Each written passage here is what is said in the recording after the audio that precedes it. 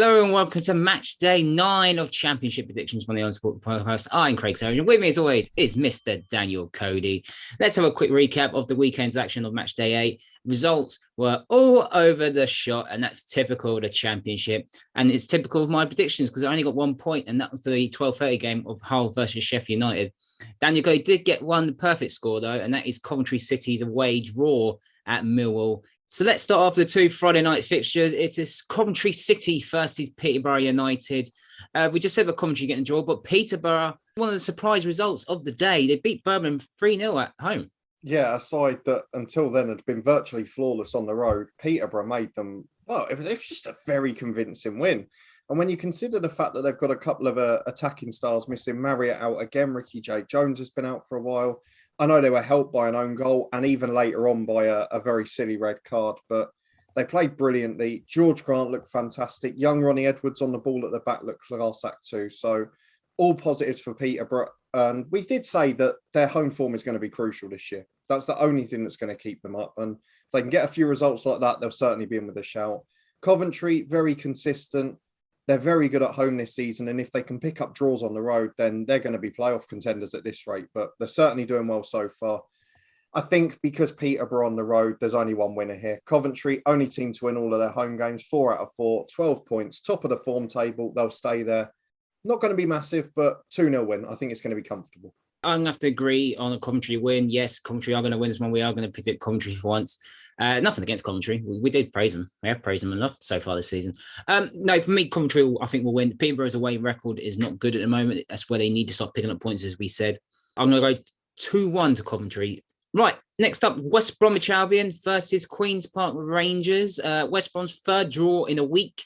QPR surprised defeat at home to Bristol City. Yeah, I mean, to be fair, Bristol City only win on the road. So it wouldn't have been as shocking as if it was the other way round. But both sides that we probably expected to do really well and started promisingly, you would argue both in pretty poor form now and sliding slightly down the table. So I'm not entirely convinced by my prediction here. I don't think West Brom will lose. They're still unbeaten at home and they haven't looked really poor defensively in any match so far this season. Whereas QPR, it's the same old Achilles heel. They cannot stop conceding goals and it's costing them. So as much as part of me thinks it'll be a draw, I'm going to go West Brom to sneak it because you said it last weekend against Preston. They've got to find their scoring boots eventually. And if they do it on this occasion, they'll win by 2-1 because QPR, for as good as they are going forward, they ship goals for fun. I'm going to disagree. I'm going to go for the same scoreline they last played at the Hawthorns, which was the final day in the 1920 season, and that ended 2-2, and I'm going to go for 2-2. 4 draws in a row now, in my prediction, for West Brom. Slightly stuttering, considering the start they had in August, so we'll have to see how they get on, but I think it'll be a good game. I'm going to go for 2-2. Right, up next is Reading versus Middlesbrough. Reading has a surprise result as well against Fulham away at Craven Cottage. Middlesbrough, another defeat. Is Neil Warnock on the chopping block? Oh, I wouldn't go that far yet. It's very early in the season. But the thing last season is you would very, very rarely, particularly the first 2/3 of the season, predict against Middlesbrough at home. Lots of 1-0 wins, very solid defensively. And they haven't looked at it at all this year. I know we said Blackpool are more of a threat on the road, but the manner in which they lost it was just poor. The fact that they've looked under pressure from set pieces this year is something that you'd find exasperating from a Neil Warnock team. And they weren't able to really dominate and get on top of a side that have only just come up to the Championship and struggled with that. So big concerns for Middlesbrough. Reading, very good result. Withstood a bit of a barrage from Fulham towards the end. It probably was slightly against the run of play, but they're starting to look good, Reading, going forward. They're starting to get stars back. They've obviously added a little bit of quality. And if they can keep that form going, I think Reading season, maybe it's the opposite to last year. We all said they started a bit too quick last year. Maybe they're giving everyone a 6-game head start and then they'll fly up to the playoffs by the end. So Reading are going to win this one for me. I'm really concerned about Borough. So they won't keep a clean sheet. 3-1 to Reading. I'm going to go for a 1-1 draw. I think Middlesbrough needs to start pushing. If they really want to be up there again, as they're close to last season, I think they have to start picking up points, and they're losing silly games at the moment. Reading, on the other hand, yeah, good away win at Fulham. I think 1-1 draw will probably be the fair result. Not the right result, but the fair result. Okay, next up, St Andrews. It is Birmingham City versus Preston. And of all the compliments we gave Birmingham away from home at Luton, they got absolutely battered by Peterborough United. And again, another side that were unbeaten away from home. It seemed a very safe prediction. And my word, it just unraveled a bit, didn't it? So I'm not going to take too much into it, but there has to be concern at the fact that they've lost 2 games in a row heavily and conceded 7 goals. You've got to factor that in. Preston, another side that are flying through draws in what have been difficult games. To get 2 draws in a row against West Brom and Sheffield United, no disaster at all. Actually unbeaten in 6 now in all competitions since they've started to get players back. And I thought they actually played pretty well against West Brom. I thought they did well to get the point. I think they were good value for it. They took less of the ball and they just hit on the counter. Yes, they didn't have that cutting edge in the end, but a very good point regardless. And you know what? Because Birmingham are at home, they're in a little bit of a poor spell at the moment. I'm going to go for Preston to nick it. I'm going to go 2-1 to Preston, and even I'm quite surprised I'm doing that. 2-1 to Preston. No, I'm going to go away. I'm going to go 1-0 Birmingham. Yeah, they just fought a little bit, 2 defeats in a row now. Obviously, the Fulham one you kind of expected. The Peterborough one, no one expected. So you have to ask questions on that side. But I think they'll bounce back. The Birmingham do have that sort of way. They bounce back just with a ridiculous scoreline. I'm only going to go 1-0 though to Birmingham. Preston, a good point at home to West Brom. Hopefully that can build some more confidence up for them. But I can see it going the other way. I'm going to go 1-0 to Birmingham. Okay, at Ewood Park, it is Blackburn Rovers versus Cardiff. Blackburn a 0-0 draw. We kind of expected a draw or defeat. Cardiff still struggling. Obviously, lost 1-0 to Bournemouth. Yeah, these are 2 sides that actually played pretty poorly in their last game, and you could argue their results were fortunate, respectively. If Barnsley had still had, say, a Daryl DK or something, Blackburn would have lost that game. It wasn't a good display from them. They hung on in there. They defended well, but they didn't have a huge threat. Cardiff, to be honest, 1-0 flattered them a little bit. We were excited to see Keith Moore coming back. I thought that might be when the tide started to turn, but Bournemouth could have had 2 or 3. It was a very comfortable win in the end. I genuinely don't know which way to go for this because they're 2 sides that are starting to slide. I think the positive is Blackburn have kept the unbeaten run going. They're unbeaten in 4. But I don't know, Craig. This is a real stinker. Do you know what? Because I predicted Cardiff to go up, I think they're going to eventually get it right. I'm going to do it. I did it a couple of years ago with someone else. I'm going to keep doing it till they win. 2-0 to Cardiff. They're going to have a good day at the office. It is the one I've got no logic behind whatsoever, I'm afraid. I'm pretty sure that was the Nottingham Forest of last year, I think, with Charlie doing it. I don't expect much from this game either. I really don't expect much quality. I'm going to go 0-0. I don't know why. Considering Cardiff's aerial threat, they should really score, but they don't look like scoring the last few weeks. It's very surprising, even though they beat Forest, but everyone seemed to beat Forest at that time with Chris Hughton in charge. Yeah, I just don't see anything at the moment. I'm a bit slightly disappointed how Mick McCarthy's going about it. Obviously, going to get the sack. It's coming down there, but yeah, it's been very disappointing last few games. So I'm going to go for a 0-0 draw. A team who's been doing well, 2 wins out of 3 in the whole week is Blackpool. They're at home to Barnsley, and let's give some praise to Blackpool. There's 2 very, very good wins out of 3. Yeah, and I think one of the things we have to give them credit for in particular is how ruthless they've been. So they beat Fulham 1-0 with their only shot on target. They won 2-1 against Middlesbrough thanks to an own goal and their only shot on target. They're a team that are taking chances, and particularly when you're down there and you're going to be in a relegation scrap, that's what you have to do. You don't get 100 chances a game. You need people to take them. We've talked before a few times about their threat on the break. Having Lavery and John Jules up front, 2 young, dynamite, quick strikers who will run the channels all day, it makes a massive difference and helps you out. They're playing against the Barnsley side, though, who are the complete opposite. They're having hatfuls of chances and not really taking them. Obviously, they've still not, and I did say it pre-season and got slated a bit, they still haven't replaced Daryl DK. It's so hard to. You're not going to at championship level with the budget that the bottom half sides have traditionally. So Barnsley, I'm concerned about. Blackpool at home, I know they beat Fulham, but I don't think that will happen too often.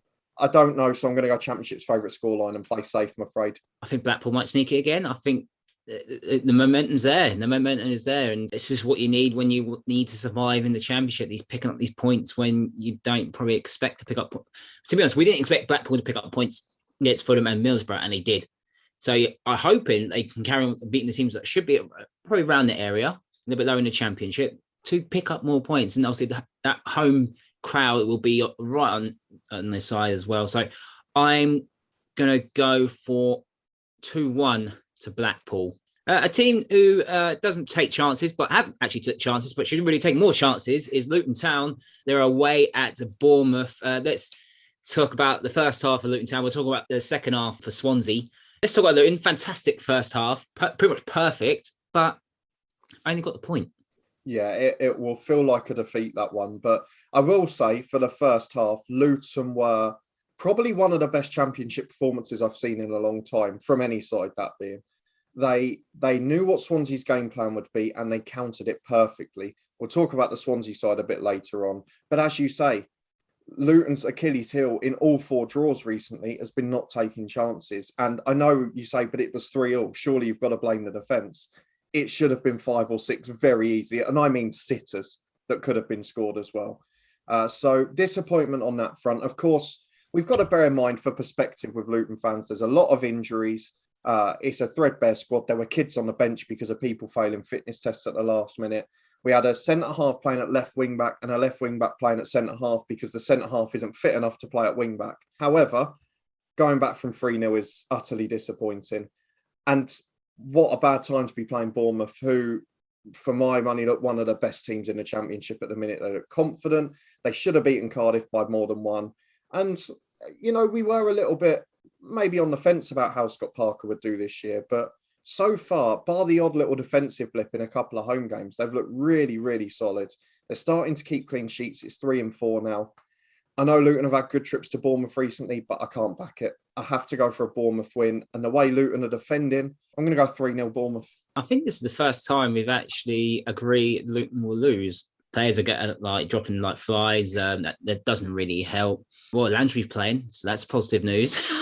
I didn't mention that. That was just about the most bizarre instant I've ever seen at a football match. But sorry, carry on. I still don't think it's a red card. I generally don't. The guy didn't kick the ball away. I would have said, yeah, it's a red card.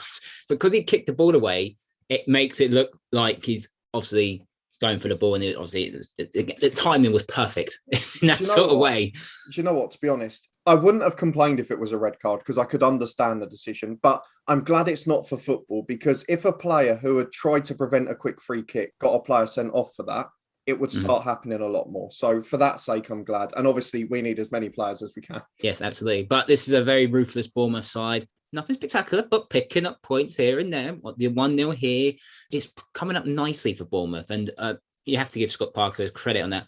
I do think Bournemouth will win this game as well. I'm going to go for 2-0 instead of 3-0. But knowing us, Luton will probably win.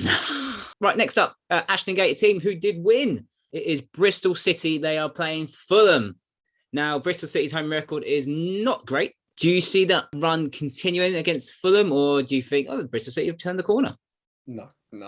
Okay, so let's move on to Bristol City's home record is non-existent. I mean, the only thing I will say is they've drawn 3 of the 4 this year, which is actually a vast improvement on last season. So that is a positive. And if they win their away games and draw their home games, they might not be in such bad shape. But we've seen generally where Fulham have had tight defeats, there have been games that they've still dominated largely, and they've often bounced back with good performances. The problem I have is Bristol City are going to sit in and defend. And actually, Nigel Pearson's got a very good carrot in this game, which he can sit back and a draw becomes a good result. So I don't think it's going to be as heavy a victory as people would expect, but I do think Fulham will still nick it. Do you know what? I'm going to go for a boring 1-0 because Fulham have been goals galore this year. I'm going to go 1-0 to Fulham. I'm going to go for goals. I think if Fulham score early against Bristol City, I think they can score 2 or 3 more. Will Bristol City, I think Bristol City might go the same way they did against Luton. See if they can do that and get the odd free kick and might go in. But I don't see that happen anyway. So I'm going to go 3-1 to Fulham. Right, next up, it is Nottingham Forest versus Millwall. As the time we're recording, Steve Cooper will be the new head coach of Nottingham Forest. Initial thoughts? Well, yeah, I mean, him and Wilder were the only 2 in the running, really, for the most part, weren't they? I think it's a good appointment. I didn't realise that they'd have to pay over $1 million because he was still technically on gardening leave from Swansea, which is just bizarre. But still. Obviously, coming in off the back of a good result now, which is kudos to Stephen Reid. We said he needed to change the tactic in that Nottingham Forest Manager Special. He did that. He got his rewards. Lewis Graben's goal was on the shoulder of the last man from across into the box. That's where his bread and butter is. So well done to Stephen Reid. Steve Cooper will hopefully continue that. He's done this job at Swansea, but it's going to take time. He'll rebuild the squad with a younger, hungrier team that can play good football. But those players aren't all there yet. This is going to take a little while. Millwall are 5 unbeaten in all competitions. So although they haven't been fluent, the new manager bounce isn't going to be instant, in my opinion. I'm going to go for the Championship's favourite scoreline. I think the important things for Forest at the moment are performances and picking up results of some sort. So a draw and a positive display and a first home point of the season, don't forget, would be a step in the right direction. Well, you're picking a draw with the draw specialists in Millwall. I don't see it happening that way. I think Steve Cooper might have a little bit. Obviously, we'll get time because he's just a new man for the job. I think they'll lose. I really do. I think it'll be a bit hostile, even though it's a new man in there. But they've got to get that home win and confidence in that. But I don't see it being in this game. Millwall will try and be a little bit boring and then might hit them when it hurts at the wrong time for Forest. I'm going to go by the odd goal. I'm going to go 1-0 to Millwall.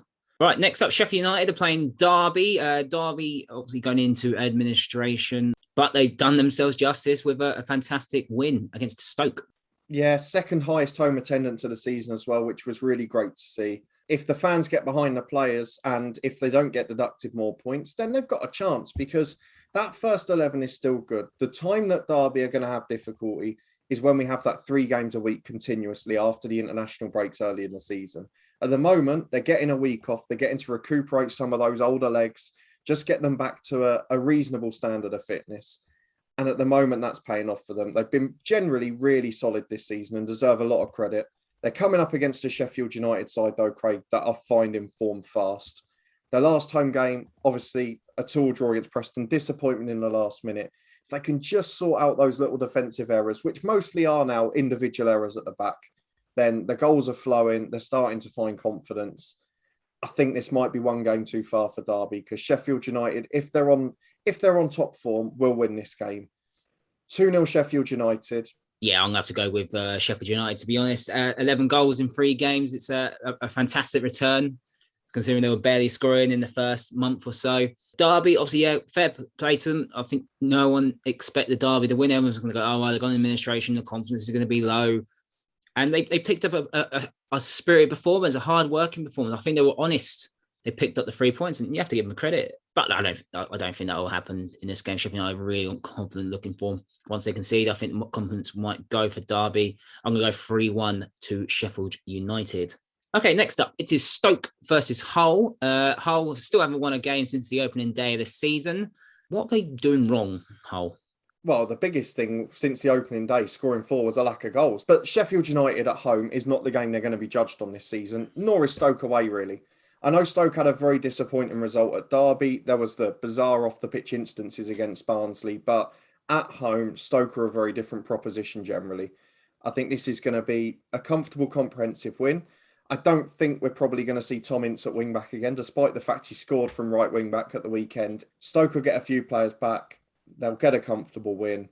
And I can see Hull going back to not scoring. I'm going to go for 3-0 to Stoke City. This could potentially be a banana skin.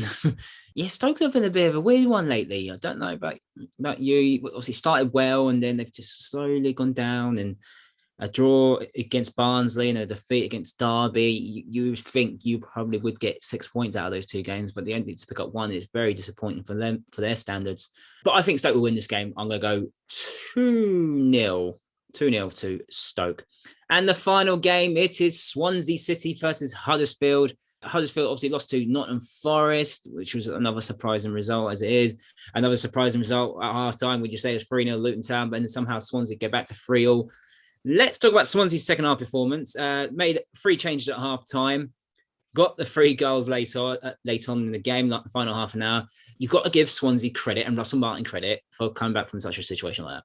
Yeah. So, firstly, you've got to give Russell Martin criticism because he's learnt a learning curve, but he learnt it very quickly, which is he's coming into a new job with Swansea where the players aren't inbuilt into his way of playing like they were when he started at MK Dons. And he was trying to force them into playing that way out for the back. Hamer with his feet. I mean, the amount of time he gave it away, his clearances were blocked by the striker or it went out for a throw-in. It was countless, honestly. You couldn't even do it on 2 hands. But he changed at half-time. He went to a more direct style of play. We were sitting there at the ground saying it. If they go a bit more direct, they're going to be a real threat here. And he did exactly that.